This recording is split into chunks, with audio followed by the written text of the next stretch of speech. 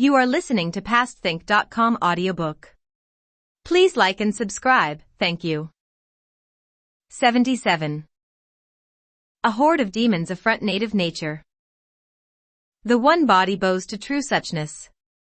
1. We shall not tell you for the moment about the affliction of the elder Tang.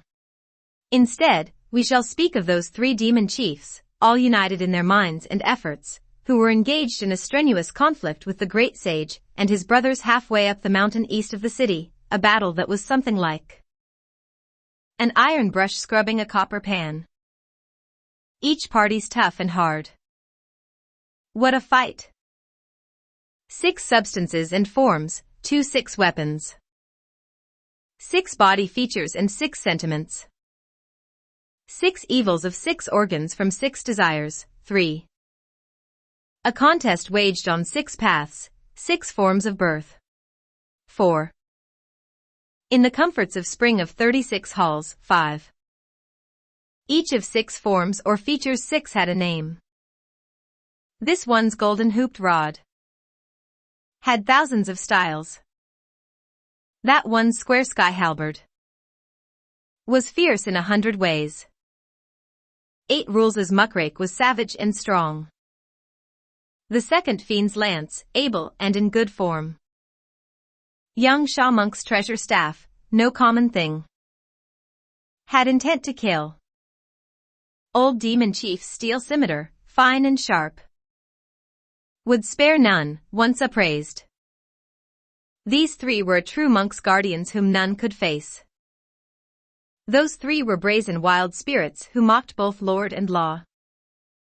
At first it was so-so. Then the battle turned fierce. When 6 persons all used the magic of flight, they each tumbled and turned on the edge of clouds. In a moment the belched out mist and fog darkened heaven and earth. And all you heard were the growls and roars. The 6 of them fought for a long time until gradually dusk set in. Since the sky was already misty, and a strong gust was blowing, it became completely dark in no time at all. Now 8 rules already had huge ears that hovered over his eyes, making the world seem more opaque than ever to him. His arms and legs slackened, and he no longer was able to parry the blows. As he turned to flee in defeat, his muckrake trailing behind him, the old demon gave him a blow with the scimitar that almost took his life. It was fortunate that he missed 8 rules' head, but a few bristles on his neck were shaved off. He was, however, chased down by the old demon, who opened wide his mouth and caught 8 rules by the collar. The demon took his prisoner into the city, threw him to the little fiends to have him bound in the hall of golden chimes, and then mounted the clouds once more to join in the battle. When Sha Monk saw that things were going badly, he turned to flee after one last half-hearted blow with his treasure staff. The second fiend flung out his trunk with a snort and wrapped him up, hands and all. He was brought into the city, where the little fiends were instructed to have him bound beneath the steps of the hall also. Then the second fiend rose into the air to try to capture Pilgrim. When Pilgrim saw that his 2 brothers had fallen into captivity, he realized he was unable to oppose 3 adversaries. As the saying goes, even a good hand can't withstand 2 fists. And 2 fists can't oppose 4 hands. With a cry, he broke through the weapons of those 3 fiendish demons, and fled by mounting the cloud somersault. When the third fiend saw Pilgrim somersaulting away, he shook himself, and revealed his original form. Flapping both his wings, he immediately caught up with the great sage. How could he do this so readily, you ask? When Pilgrim caused great disturbance in the celestial palace, even 100,000 warriors from heaven could not catch hold of him, for a single cloud somersault of his would traverse the distance of 108,000 miles. But one flap of this monster spirit's wing, however, could cover 90,000 miles, and thus 2 flaps, in fact, would send him past the great sage. That was how the great sage fell into his clutches. The grip of the fiend was so firm that he could not move left or right at all, nor could he even exercise his magic power to escape, for when he enlarged himself, the fiend's clutch would loosen somewhat, and when he reduced his size, the fiend tightened his grip accordingly. He was thus taken back to the city, dropped to the ground, and he too was bound and placed together with 8 rules and Sha Monk. As the old demon and the second demon came forward to meet him, the third demon joined them to ascend the treasure hall. Ah! Little did they realize that they had not bound Pilgrim, it was more like sending him off. It was about the hour of the second watch, when all those fiends, after they had greeted each other, pushed the Tang monk down the steps of the hall. When the lamplight revealed to the elder his 3 disciples all bound up and lying on the ground, he fell down at Pilgrim's side. "O disciple," he sobbed.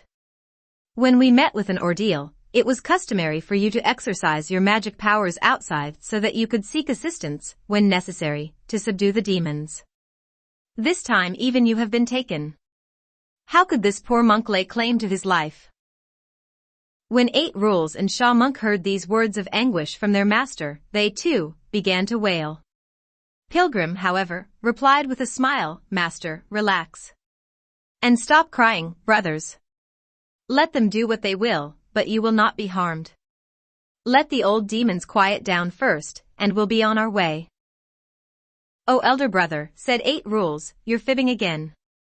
Look at the way I'm tied up." When the ropes are just the least bit loosened, they immediately spit some water on them to make them tighter. A skinny fella like you probably doesn't feel a thing, but that's a plague on a fatso like me. If you don't believe me, just look at my shoulders. The ropes have cut at least 2 inches into my flesh. How could we escape? Not to mention the fact that we're bound by hemp ropes, said Pilgrim with a laugh. Even if they use coir cables as thick as a rice bowl, I'll treat the matter as lightly as an autumn breeze blowing past my ears. You needn't wonder about that. As the 3 brothers were conversing, they also heard the old demon say, "Our third worthy brother is most capable and most intelligent. His marvelous plan did indeed succeed in capturing the Tang monk. Little ones, 5 of you will go bail water, 7 of you will scrub the pots, 10 of you will start the fire, and 20 of you will go fetch the iron steamer. Let's have those 4 monks steamed for us brothers to enjoy. We'll give each of you a small piece of their flesh, so that you can all attain long life too." On hearing this, 8 rules shook all over and said, "Elder brother, listen to that. That monster spirit's planning to have us steamed and eaten." "Don't be afraid," said Pilgrim. "Let me see if he's a rookie, or an old pro of a monster spirit." "Oh, elder brother," said Sha Monk, "stop this idle chit-chat. We're about to become neighbors of King Yama, and you're still talking about rookie, or old pro." He had barely finished speaking when they heard the second fiend say, "It's not easy to steam you 8 rules." Delighted, 8 rules said, "Amitba. Who's accumulating secret merit by saying it's not easy to steam me?" "If it isn't," said the third fiend, "let's skin him first before we steam him." Horrified, 8 rules yelled, "Don't skin me. I may be coarse, but the moment the water gurgles, I'll turn soft." The old fiend said, "The one not easily steamed should be placed in the bottom layer." "Don't be afraid, 8 rules," said Pilgrim, laughing. "He's a rookie, not an old pro." "How'd you know?" asked Sha Monk. Pilgrim said, "Whenever you steam anything, the stuff placed on top always gets done first. That's why you always put the toughest foodstuff in the top layer of the steamer, build up the fire until the hottest steam gets up there, and everything will be fine. But if it is placed in the bottom layer, where the steam doesn't get through that easily, you can steam the stuff for half a year, and it still may not be cooked." He said just now that 8 rules was not easy to steam, but he still wanted to put him in the bottom layer. "Isn't he a rookie?" "Oh, elder brother," said 8 rules. "The way you talk, you sound as if you wanted me to be tortured alive. When they are hard-pressed and see that I'm not fully steamed, they'll pull off the steamer, flip me over, and build up the fire again. I'll then be cooked on both sides but still raw inside, won't I?" As they were thus conversing, one of the little fiends went up to report, "The water's boiling." The old fiend gave the order at once for the various fiends to haul 8 rules into the bottom layer, and Sha Monk into the second. Suspecting that he would be next, Pilgrim decided it was time to leave, saying to himself, "I should be able to do something by this lamplight." He pulled off a piece of hair and blew his immortal breath onto it, crying, "Change." It changed at once into a pilgrim bound by the hemp ropes. His true body rose with his spirit into the air, where he stood still and peered downward. Those fiends, of course, could not tell the true from the false. The moment they came upon the false pilgrim, they lifted him up and placed him inside the third layer. Only then did they push the Tang monk to the ground, hogtie him, and place him in the fourth layer. Fueled by dried wood, a terrific blaze soon flared up. Perched on the edge of the clouds, the great sage sighed to himself, "That 8 rules, and Sha monk of mine can still manage to withstand perhaps 2 seconds of boiling. But my master, all it takes is 1 second and he'll turn soft. If I don't use magic to save him, he'll perish this instant. Dear pilgrim." Making the magic sign in midair, he recited, "Let O and Ram purify the Dharma realm." Key, primary reception beneficial for determination. 7. This spell at once caused the Dragon King of North Sea to arrive in the midst of a dark cloud, crying, "Aoshuan, the little dragon from North Sea, kowtows to you. Please rise." "Please rise," said Pilgrim. "I wouldn't have bothered you without cause. I came here with Master Tang, who was caught by these vicious demons. He has been placed inside that iron steamer to be steamed. Please go and give him some protection, so that he won't be destroyed." The Dragon King immediately changed himself into a cold gust of wind that blew toward the large pan. As it circled and coiled around the bottom of the pan, the 3 inside the steamer felt no heat at all, and that was how their lives were preserved. Toward the end of the hour of the 3rd watch, the old demon was heard saying, "Subordinates, we plotted and strained ourselves in order to catch the Tang monk and his 3 companions, but that effort in escorting them cost us 4 sleepless days and nights. Now that they are bound inside the steamer, I doubt that they will be able to escape. All of you, however, should take good care in guarding them, and 10 of you little fiends should take turns in tending the fire. Let us retire to our bedchambers and rest a little. By the 5th watch, when it's about dawn, they will certainly be soft-end. You may prepare minced garlic, salt, and vinegar and awake us for the feast." The fiends all obeyed this instruction, while the 3 demon chiefs went to their bedrooms. Standing on the edge of the clouds, Pilgrim heard everything clearly. He then lowered the direction of his cloud slightly, but he could hear no voices coming from the steamer. When the fire is built up, he thought to himself, there must be heat. Why aren't they afraid of it? And there's not a word from them? Ha, could they be dead already? I'll go nearer and listen again. Dear great sage. As he trod the clouds, he shook his body and changed immediately into a little black fly to alight on the trellised frame of the steamer. What rotten luck! What rotten luck, he heard 8 rules mumbling inside. I wonder if we are being steamed the stuffy or the airy way. What do you mean by that, second elder brother? Asked Sha monk. The stuffy way, replied 8 rules, the cover of the steamer will be put on. The airy way, the cover will not be used. Disciples, answered Tripitaka from the very top layer, the steamer hasn't been covered. How lucky, exclaimed 8 rules. We're not going to die yet tonight. This is steaming the airy way. When Pilgrim heard them speaking like that, he knew that they had not been harmed. Flying up, he picked up the cover of the iron steamer and gently put it on. Disciples, said a horrified Tripitaka, it's covered now. We're finished, said 8 rules. This is steaming the stuffy way. This night we'll die for sure. Whereupon Sha monk and the elder began to weep. Let's not cry just yet, said 8 rules. I think a fresh batch of fiends have come to tend the fire. How do you know? Asked Sha monk.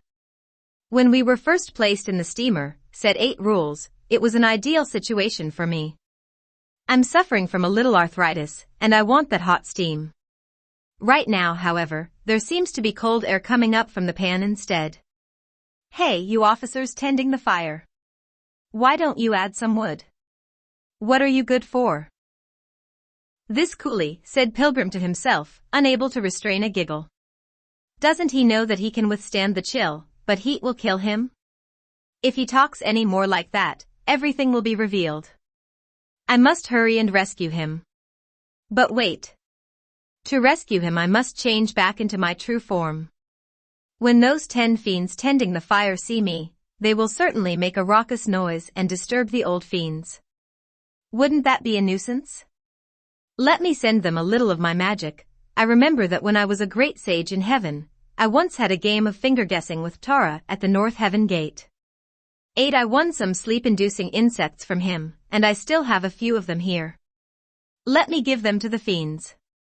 He felt around his waist and found that he had a dozen of those insects left. I'm going to send them 10 of these, he said to himself, and I'll keep 2 for breeding. He flung the insects on the faces of those little fiends. As soon as they crawled into their nostrils, the fiends began to snore and fell asleep. One of them, however, was in charge of the fire fork, and could not be induced to sleep soundly. Rubbing his head and face, this little fiend pinched and tweaked his own nose left and right, sneezing constantly. This fellow, said Pilgrim, seems to know the business. I'll give him a double-handled lamp. He threw one more insect on the fiend's face, thinking to himself, with 2 insects running in and out of his nostrils, at least one should pacify him. After 2 or 3 huge yawns, that little fiend stretched, abandoned his fire tongue, and fell fast asleep without moving again. This little magic, said Pilgrim to himself, is truly both marvelous and efficacious. He changed back into his original form to walk near the steamer, crying, Master. On hearing this, the Tang monk said, Wukong, save me. Elder brother, said Sha monk, are you calling from the outside? If I'm not outside, said Pilgrim, you think I'm suffering with you inside? Oh elder brother, said 8 rules, it's always the same. The slippery one will slip away, but we are left behind to suffocate in here. Don't make so much noise, idiot, said Pilgrim, laughing. I'm here to rescue you. If you want to rescue me, elder brother, said 8 rules, you must do a thorough job of it. Don't let them put me back in the steamer. Pilgrim then lifted up the cover and untied his master. After shaking himself to retrieve his hair that had changed into the specious Pilgrim, he went through the other 2 layers to free Sha monk and 8 rules. The moment he was untied, our idiot wanted to flee. Don't be in such a hurry. Don't be in such a hurry, said Pilgrim, and recited a spell to dismiss the dragon god. Finally, he said to 8 rules, there are still tall mountains and rugged peaks in the rest of our journey to the western heaven. Without a beast of burden, Master will find it exceedingly difficult to proceed. I must still go get our horse. Look at him. With nimble hands and feet, he dashed inside the hall of golden chimes, where he saw that the various fiends, old and young, were all asleep. Without disturbing any of them, he managed to untie the reins. Now, that animal was originally a dragon horse. If someone unfamiliar had untied him, he would have let fly both his hind legs and neighed. But Pilgrim, you see, had been a stable man. In fact, he had received the rank of Paimawan. Moreover, the horse recognized him, so he neither kicked nor neighed.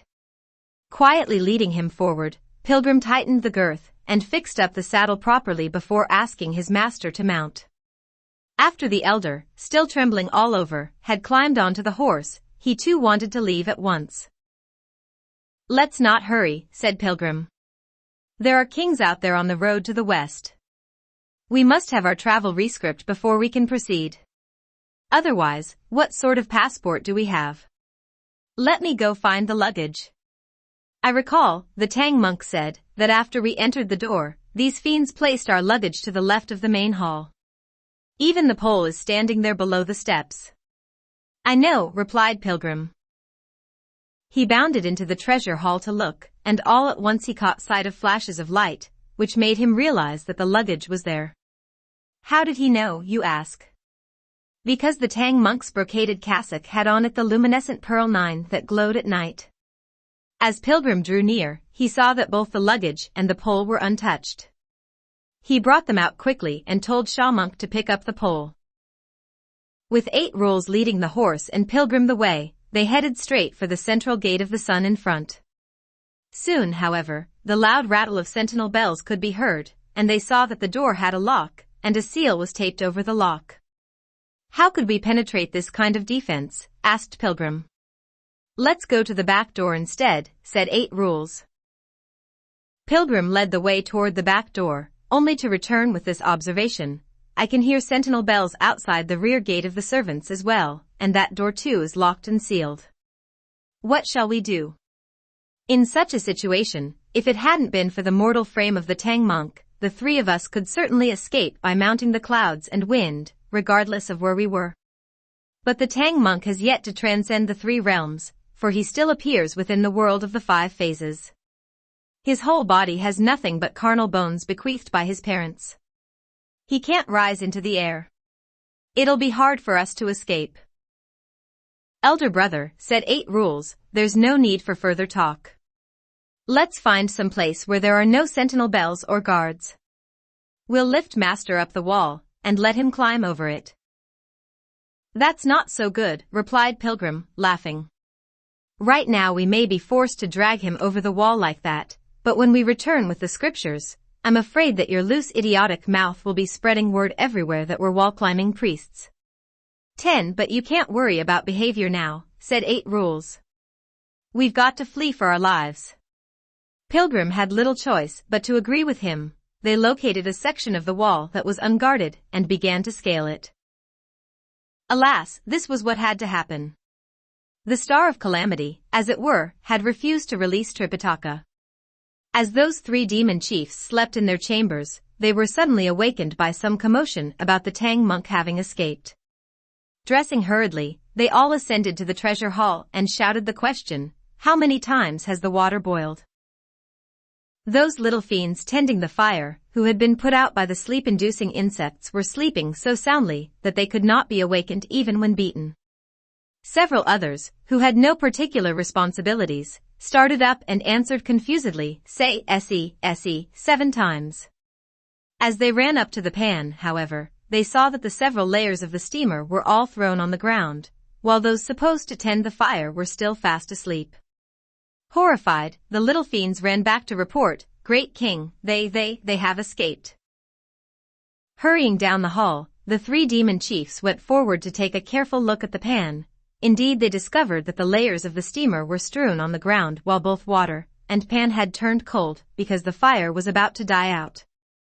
Those tending the fire, however, were still snoring away. So astonished were the various fiends that they all shouted, Seize the Tang monk quickly! Seize the Tang monk quickly! All that hubbub immediately aroused the rest of the monster spirits, old and young. Clutching cutlasses and lances, they swarmed from front and back up to the central gate of the sun, where they found that neither lock nor seal had been touched, and heard the continuous rattle of the sentinel bells. They asked those on night patrol outside the door, where did the Tang monk escape? The reply was that no one had come through the door. When they then rushed to the rear gate of the servants, again they found that the seal, the lock, and the sentinel bells were like those out in front. The entire throng then spread out with torches and lanterns, lighting up the whole place until it was bright as day, and then they caught clear sight of the 4 pilgrims attempting to scale the wall. Where are you running? Roared the old demon as he dashed up to them.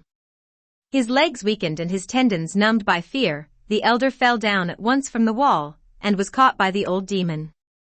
While the 2nd demon seized Sha Monk, and the 3rd demon pinned down 8 Rules, the rest of the fiends took the luggage and the white horse. Only Pilgrim managed to escape. Damn him! Damn him, muttered 8 Rules as he was caught. I told him to do a thorough job of rescuing us. Now it's back to the steamer for us. The various demons took the pilgrims back to the main hall, but they did not want to steam them anymore. Instead, 8 Rules was tied to a pillar in front of the hall, and Sha Monk was taken to be bound to a pillar at the rear of the hall. The old demon, however, held on to the Tang monk and refused to let go. Big brother, said the 3rd fiend, why are you holding him like that? Are you going to swallow him alive? But that'll take all the pleasure out of eating, for this creature can't be compared with those foolish, common mortals that you can devour as a meal. He's a rare creature from a superior state. You must take time, when you have the leisure, to prepare him like a gourmet dish. And you eat him to the accompaniment of good game, fine wines, and soft music. What you say is quite right, of course, worthy brother, said the old demon, smiling, but in the meantime Pilgrim's son will sneak back in here to steal him. In this palace of mine, said the third demon, there is a pavilion of brocade fragrance, 11 inside which there is also an iron chest. Listen to me, hide the Tang monk in the chest and close up the pavilion. Spread the rumor, so that the little fiends all over our city will be talking about it, that the Tang monk has been devoured alive by us. Undoubtedly that Pilgrim will come back to snoop around. When he hears the news, he will lose all hope and leave. After 4 or 5 days, when he's stopped coming back to harass us, we can then take out the Tang monk and enjoy him at our leisure. How about that? Highly pleased, both the old and second fiends said, yes. Yes. Yes. What our brother said makes perfect sense. And so they put the poor Tang monk that very night into the iron chest, after which the pavilion was closed. The rumor that he had been eaten alive soon spread through the entire city, and we shall leave that for the moment. We tell you instead about Pilgrim, who had to abandon the Tang monk in the middle of the night, and mount the clouds to escape. He went straight to the lion camel cave instead, attacked persistently with his rod, and succeeded in killing all 10,000 plus of those little fiends. Then he hurried back. When he reached the edge of the city, the sun was just rising in the east. He dared not, however, provoke battle. 4. One silk fiber is no thread. A single hand cannot clap. As he descended from the clouds, he shook his body once and changed into a little fiend to steal into the city. Through large boulevards and small alleys he tried to learn what was happening, and all he heard was, the Tang monk has been devoured live by the great kings during the night. Wherever he went in the city, that was the news he was told. Becoming more anxious, Pilgrim strode to the Hall of Golden Chimes to look around, and he saw many spirits in front of the hall, all wearing leather caps dusted with gold, and yellow cloth jackets. With red lacquered wooden staffs in their hands and ivory plaques dangling from their waists, they were marching back and forth. Pilgrim thought to himself, these must be monster spirits authorized to work in the palace. I'll change into one of them to snoop around inside. Dear great sage. He really did change into an exact version of one of those fiends and sneaked inside. As he walked about, he caught sight of 8 rules tied to one of the pillars in front of the hall and moaning. Pilgrim drew near and whispered, warning. Recognizing his voice, our idiot said, Elder brother, are you here? Please rescue me. I will, replied Pilgrim, but do you know where Master is? Master's gone, said 8 rules. Last night he was eaten alive by those monster spirits. When he heard these words, Pilgrim let out a sob, and tears poured from his eyes. Elder brother, don't cry, said 8 rules. I only heard the wild talk of the little fiends, but I didn't see it with my own eyes. Don't let yourself be fooled. You should do some more investigating. Only then did Pilgrim stop weeping and walk further inside to investigate. There he saw Sha Monk tied to one of the pillars in the rear of the hall. He approached him at once, rubbed Sha Monk's chest with his hand, and said Wu Cheng'en. Sha Monk, too, recognized his voice and said, Elder brother, did you come in through transformation? Please save me. Save me. Saving you is easy, replied Pilgrim. But do you know where Master is? As tears dripped from his eyes, Sha Monk said, Oh elder brother. The monster spirits couldn't wait to steam Master. He was eaten alive. When the great sage heard that the words of both his brothers were the same, he felt as if a knife had run through his heart. Not even bothering to rescue 8 rules and Sha Monk, he leaped at once into the air, and went back to the mountain east of the city. As he dropped down from the clouds, he broke into loud wailing, crying, Oh Master! When, mocking heaven, I landed in the snare. You came to free me from my great despair. To seek the Buddha we set our heart and mind. Ourselves we trained and demons we refined. I did not know this day you'd meet with harm. Now I can't take you to the wondrous palm. 12. It's not your lot to reach the blessed west. What can I do when spirit leaves your chest? As Pilgrim was grieving in this manner, he thought to himself, questioning mind with mind, this has to be all the fault of our Buddha Tathagata. Sitting idly in that region of ultimate bliss, he had nothing better to do than to dream up those 3 baskets of scriptures. If he truly cared about the proclamation of virtue, he should have sent the scriptures to the land of the East. Wouldn't his name then be in everlasting glory? But he wouldn't part with them so readily, and all he knew was to ask us to go seek them. Who would expect that Master, after the painful experience of 1,000 mountains, would lose his life at this miserable place? All right. All right. All right. Let old monkey mount his cloud somersault to visit Tathagata, and tell him about this. If he's willing to let me send the scriptures to the land of the East, it'll still mean the proclamation of the virtuous fruit in the first place, and the fulfillment of our vow in the second. But if he's unwilling, I'll ask him to recite the loose fillet spell to release me from this band. Old monkey will hand it back to him, go back to his own cave, and play king once more. Dear great sage. Leaping up at once, he mounted his cloud somersault to head straight for India. It was hardly an hour before the spirit mountain came into view. In a moment, he dropped down from the clouds to land on the Vulture Peak, where he was immediately met by the 4 great diamond guardians, crying, "Where are you going?" Bowing to them, Pilgrim said, "I must see Tathagata on some business." "This ape," snapped the diamond guardian ever-abiding, "the indestructible Raja of the Golden Beam Summit on Kunlun Mountain, has a lot of gall. You have yet to thank us for exerting ourselves on your behalf some time ago, when we restrained the bull demon. 13. But there's hardly even any show of courtesy when you see us today. If you have some business, we must make the report first, and you may enter only when you're summoned. This isn't the same as the South Heavenly Gate, where you can rush in and out at will. Bah! Aren't you going to step aside?" Now the great sage was already sorely distressed. When he received this affront, he became so incensed that he thundered forth his protests, which soon reached the ears of Tathagata. Our Buddhist patriarch was sitting solemnly on the lotus throne of 9 grades, and discussing the sutras with the arhats of 18 heavens. He said to them, "Sun Wukong has arrived. All of you go out and usher him in here." Obeying this decree of Buddha, the arhats with 2 rows of sacred banners and treasure canopies went outside and intoned, "Great sage Sun, our Tathagata has issued a summons for you." Only then did those 4 great diamond guardians step aside to allow Pilgrim to enter the monastery. After being led by the arhats up to the treasure lotus platform, he prostrated himself before Tathagata as 2 streams of tears coursed down his cheeks. "Wukong," said Tathagata, "why are you weeping so sadly?"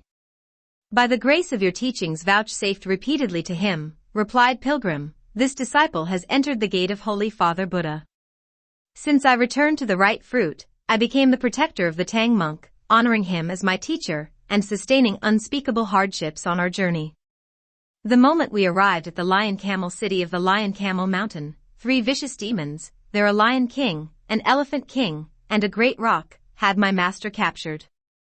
Even your disciple became their prisoner, and we were all bound inside a steamer to suffer the affliction of water and fire. Fortunately your disciple managed to escape and call up the Dragon King for assistance. That night we stole out with Master, but, unable to shake loose from the Star of Calamity, we were taken prisoners again. By morning, when I stole into the city to try to get some news, I learned that these vicious demons had devoured my master alive during the night.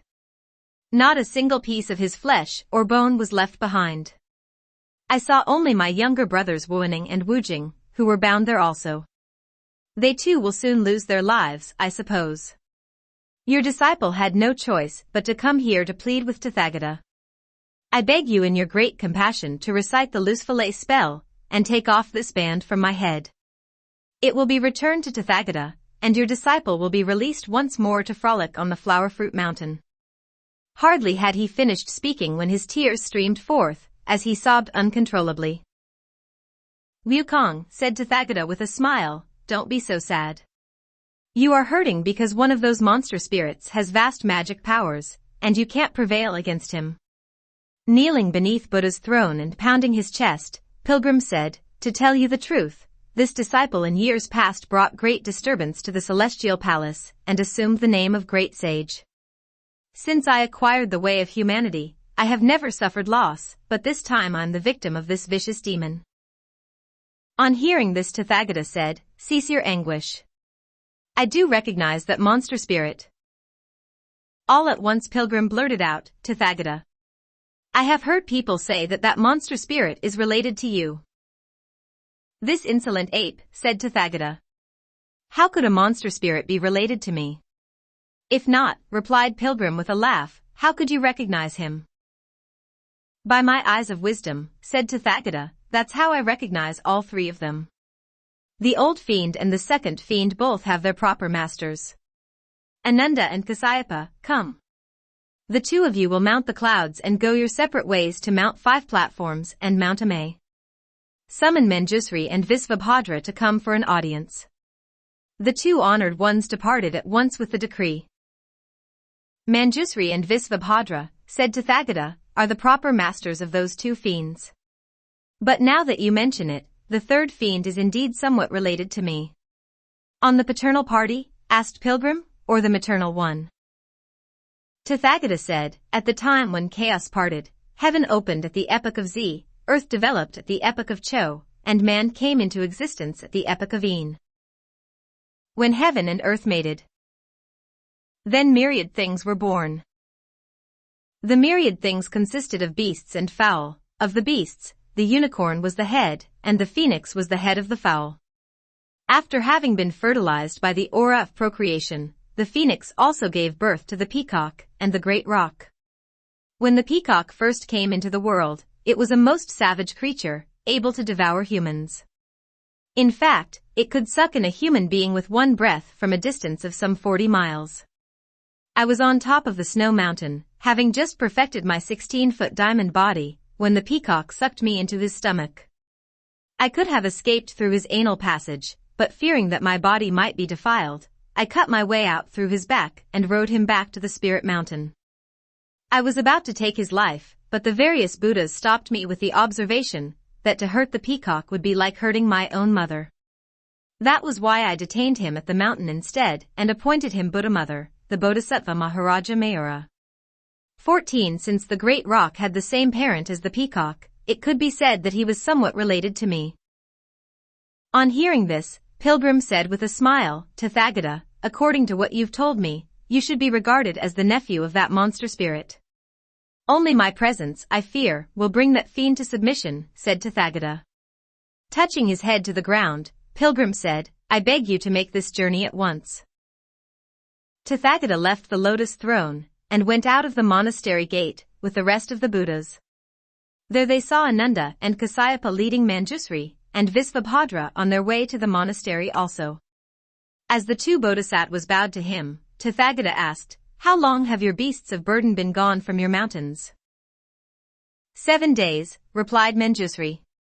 7 days in the mountain, said Tathagata, are equivalent to several thousand years on earth.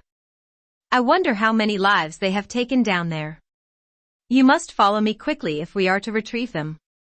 With 1 bodhisattva standing on each side of him, the Buddha and his followers rose into the air. You see auspicious clouds adrift in all the sky. As Buddha in mercy his wisdom 15 doth ply. He shows forth heaven's law of procreation, explaining earth's patterned transformation. Before his face 500 arhats stand. Behind 3,000 guardians form a band. Ananda, Kasyapa follow left and right. Man and Visva the monstrous fiends will smite. It was as a peculiar favor granted him that the great sage succeeded in eliciting the assistance of the Buddhist patriarch and his followers. In a little while, they caught sight of the city.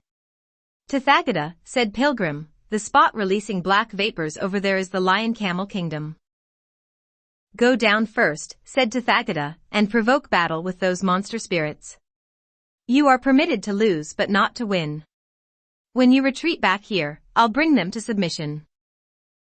The great sage lowered his cloud and landed on the city wall, his feet planted on the merlons of the battlement. He shouted, damned lawless beasts. Come out quickly to fight with Old Monkey. Those little fiends standing on the rampart were so terrified that they dashed down to report, Great Kings, Pilgrim's son is provoking battle on the battlement. This ape hasn't shown himself for about 2 days, said the old fiend.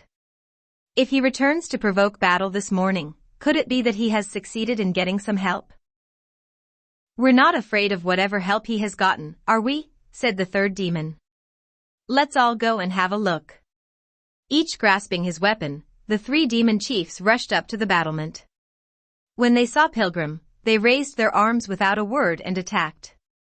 Pilgrim wielded his iron rod to meet them. After 7 or 8 rounds, however, he feigned defeat and fled, with the fiend kings all roaring, "Where are you going?" The great sage shot up to midair with 1 somersault, but those 3 spirits all mounted the clouds to give chase. Immediately Pilgrim hurled himself into the golden radiance of Father Buddha, and vanished from sight. What did appear were the 3 images of Buddha, past, present, and future, together with 500 arhats and 3,000 guardians, who fanned out on all sides. They had the 3 fiend kings surrounded so tightly that not even water could have seeped through. "Brothers, it's bad," cried the old demon, completely unnerved. "This monkey is truly a devil in the earth. How did he manage to bring our masters here?" "Don't be frightened, big brother," said the third demon. "We'll all go forward together, and use our weapons to cut down that Tathagata, and take over his thunderclap treasure monastery." Not knowing any better, our demon chief accordingly charged forward, and tried to attack madly with his scimitar. Manjusri and Visabhadra, after quickly reciting a magic spell, shouted in unison, "If these cursed beasts do not submit now, are they waiting for another incarnation?" The old fiend and the second fiend were so terror-stricken that they dared not struggle any longer. Dropping their weapons, they rolled over once and changed back into their original forms. The 2 bodhisattvas tossed 2 lotus thrones onto their backs, and then leaped up to take their seats on top. In this way, the 2 fiends lowered their ears and submitted. Since the 2 bodhisattvas had thus subdued the green lion and the white elephant, only the third demon refused to surrender. Throwing away his halberd, the fiend spread out his wings and soared into the air, his sharp claws seeking to strike at the Monkey King. The great sage was still hiding in the luminosity around the Buddha, and the fiend actually had no way of getting near him, though he would have liked very much to do so. Perceiving the rock's intentions, Tathagata faced the wind and gave his head, which had once supported the nests of magpies, 16 a shake. The head changed at once into a piece of meat dripping with fresh blood. Stretching out his claws, the monster spirit drew near and tried to clutch at the piece of meat. Our Father Buddha pointed at him with his finger, and immediately the monster spirit felt such cramps throughout his huge wings that he could not fly away. All he could do was to hover over the Buddha's head in his true form, a golden-winged great rock. "Tathagata," he cried, "why did you exercise your mighty Dharma power to constrain me?" "Your wickedness," replied Tathagata, "has incurred for you a heavy debt of retribution in this place. Follow me, and you may acquire merit beneficial to you." "But your place allows for only a strict vegetarian diet," said the monster spirit. "It's a condition of extreme poverty and hardship. I can enjoy human flesh here to my endless delight. If you starve and destroy me, you will have sinned too." "In the 4 great continents of my domain," said Tathagata, "there are countless worshippers. I shall ask those who wish to do good to sacrifice first to your mouth." Since that great rock could neither flee nor escape, though he sorely wished to do so, he had no choice but to make submission. Only then did Pilgrim step out of the golden radiance to kowtow to Tathagata, saying, "Father Buddha, you have put away the monster spirits and eliminated great evils. But my master is gone." "Wretched ape," said the great rock through clenched teeth, "you had to find such a cruel fellow to constrain me. Since when did we devour that old priest of yours? He's still hidden in an iron chest at the pavilion of brocade fragrance." When Pilgrim heard these words, he kowtowed hurriedly to thank the Buddhist patriarch, who had the rock firmly detained on top of his halo as a guardian. Then the entire entourage left on the clouds to return to the treasure monastery. Pilgrim lowered himself from the clouds and entered the city, where he could find not a single little fiend. So it was that a snake without head would not crawl. A bird without wings could not fly. When they saw that the fiend kings had made submission to the Buddhist patriarch, each of them fled for his life. Pilgrim released 8 rules and Sha monk and also found the luggage and the horse. Master has not been eaten, he said to the 2 of them. Follow me. He led his 2 brothers to the interior court and found the pavilion of brocade fragrance. Opening the door, they located the iron chest, inside of which they could hear the sound of Tripitaka weeping. Wedging open the chest with his fiend-routing staff, Sha monk called out, Master. When he saw them, Tripitaka wailed aloud, O disciples! How did you manage to subdue the demons? How did you find me here? Thereupon Pilgrim gave a thorough rehearsal of what had taken place, from beginning to end, and Tripitaka was filled with gratitude.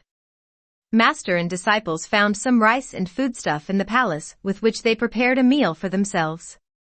After they had eaten their fill, they packed up and set out once more on the main road toward the west. Thus it was that true scriptures must be by true people sought.